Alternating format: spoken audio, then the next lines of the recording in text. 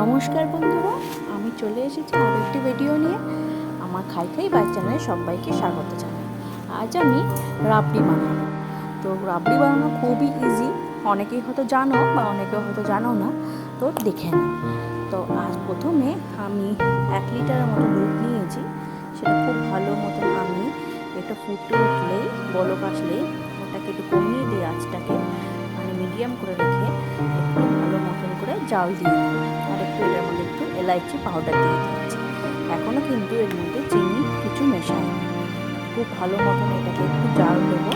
জাল দিতে দিতে যখন দেখবে মোটা মোটা একটু সর পড়বে, মানে এই এরকম টাইপের মোটা একটু সর পড়বে, সেই সরগুলোকে এরকম খুন্তির সাইজে করে যে পাত্রে তোমরা জাল দেবে সেই পাত্রের গায়ে গায়ে তোমরা এটা লাগিয়ে দেবে।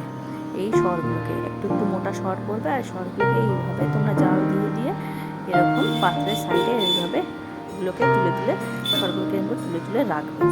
তো এইভাবে মানে বেশি জোরে বাড়িয়ে দিও না, মিডিয়ামের মধ্যেই রাখবে, দেখো আবার উথাল না পড়ে যায় সেই মতন করে। তো এইভাবে সাইডে সাইডে করে করে এগুলোকে এইভাবে উঠিয়ে দিচ্ছি। আর দেখো উপরে একটা স্তর পড়ছে। এইভাবে আমি পুরো 1 লিটার দুধটাকে দেখো একদম অর্ধেক হয়ে গেছে। এই অবস্থায় আমি পরিমাণ মতন চিনি মিশিয়ে দেবো, যাতে একটু মিষ্টি মিষ্টি লাগে। নাহলে তো দুধটা পুরোটাই একদম মানে ফিকা ফিকা লাগবে, মানে কোনো টেস্ট লাগবে না। তো যখন দেখবে একটু চিনিটা মিশালাম তখন দুধটা আর একটু পাতলা হয়ে যাবে, মানে দুধটা যেরকম ঘন ছিল সেরকম ঘনটা থাকবে না। চিনি দিলে অটোমেটিক ওটা জল কেটে যায়, মানে জল বেরিয়ে আসে চিনি থেকে। নুন চিনি যে কোনো জিনিসই একটু জল বেরিয়ে আসে গলে গেলে।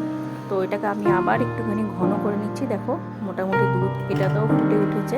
এটাকে এবার ফুটে ওঠার পরে যেই সরগুলোকে আমি সাইডে লাগিয়ে রেখেছিলাম, রাবড়িগুলো হবে এরপর তৈরি, তো সরগুলোকে চেঁচে চেঁচে আমি এরপরে আর দুধটাকে ঘন করবো না। এরপরে আমি রাবড়িগুলোকে চেঁচে সাইড থেকে সরগুলো চেঁচে চেঁচে ওইগুলো থেকে আলাদা করে পাত্রের গা থেকে সেটা আমি দুধের সাথে মিশিয়ে নেব।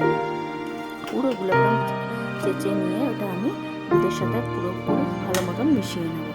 দেখো এবার ঠান্ডা হয়ে গেছে, আমি একটা পাত্রে নামিয়েও নিয়েছি। কত সুন্দর হয়েছে।